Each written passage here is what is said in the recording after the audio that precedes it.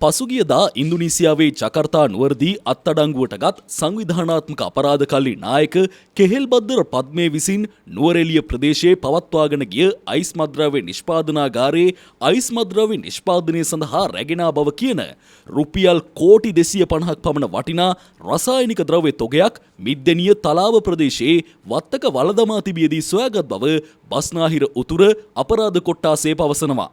LOLC Run Sabi Quick Top Up රන්නය digital කරණය.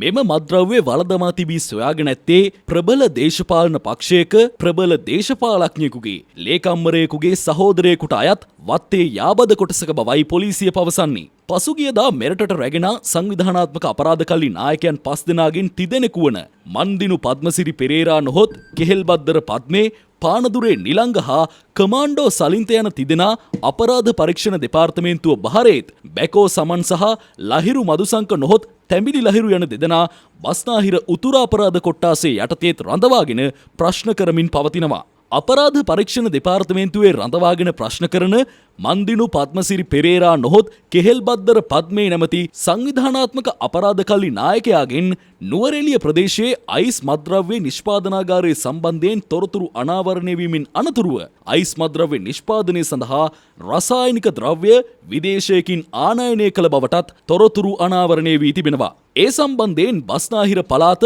උතුර අපරාධ කොට්ටාශයේ අධ්‍යක්ෂ සහකාර පොලිස් අධිකාරී රොහාන් ඕලුගලගේ උපදෙස් මත මෙහෙයුම් අංශයේ ස්ථානාධිපති ප්‍රධාන පොලිස් පරීක්ෂක ලින්ටන් ද සිල්වා විසින් බැකෝ සමන් නැමැත්තාගෙන් සිදු කළ ප්‍රශ්න කිරීම්වලදී එලෙස රැගෙන රසායනික ද්‍රව්‍ය අඩංගු කන්ටේනර් 2ක් මිද්දෙනිය ප්‍රදේශයේ සංගවා ඇති බවට තොරතුරු අනාවරණය කර ගැනීමට හැකි වුණා. නමුත් එම කන්ටේනර් පෙට්ටි දෙක කිනම් තැනක සංගවා ඇද්ද යන්න පිළිබඳ තොරතුරු අනාවරණය කිරීමට Taman නොදන්නා බවත් බැකෝ සමන් පැවසීමෙන් අනතුරුව තොරතුරු කරුවන් යොදවා සිදු කළ සෝදිසි මෙහෙයුමේදී මෙම කන්ටේනර් දෙක මිද්දෙනිය තලාව ප්‍රදේශයේ අදාළ ප්‍රධාන දේශපාලන පක්ෂයේ ප්‍රාදේශීය සභා මන්ත්‍රීවරයෙකු පදිංචි නිවසක වත්තක ගාල් කර තිබෙන බවට තොරතුරු අනාවරණය කර ගැනීමට සමත් වී තිබෙනවා. ඉන් අනතුරුව තවදුරටත් ඒ සම්බන්ධයෙන් තොරතුරු සොයා කළ විමර්ශනයේදී කෙහෙල්බද්දර පද්මේ ඉන්දුනීසියාවේදී අත්අඩංගුවට ගෙන මෙරටට රැගෙනීමෙන් අනතුරුව ඉකුත් 31 වෙනිදා එම මන්ත්‍රීවරයා විසින්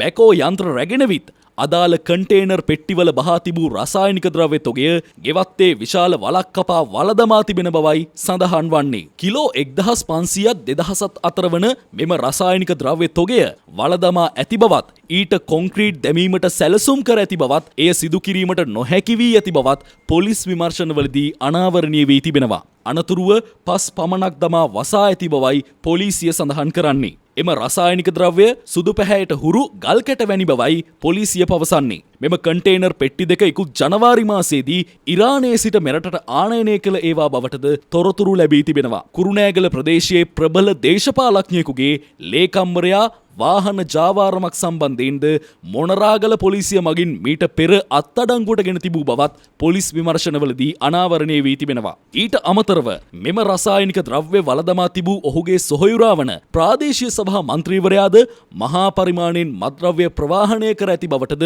බුද්ධි තොරතුරු ලැබී ඇති බවයි පොලිසිය සඳහන් කරන්නේ. එම පුද්ගලයා මේ වන විට ප්‍රදේශය අතහැර ගොස් ඇතැයිද පොලිස් විමර්ශනවලදී අනාවරණය වී තිබෙනවා. කොළඹ උතුරු අපරාධ කොට්ටාසේ අධ්‍යක්ෂ රොහාන් ඕලුගලගේ උපදෙස් මත මෙහෙයුම් අංශයේ ස්ථානාධිපති ප්‍රධාන පොලිස් පරීක්ෂක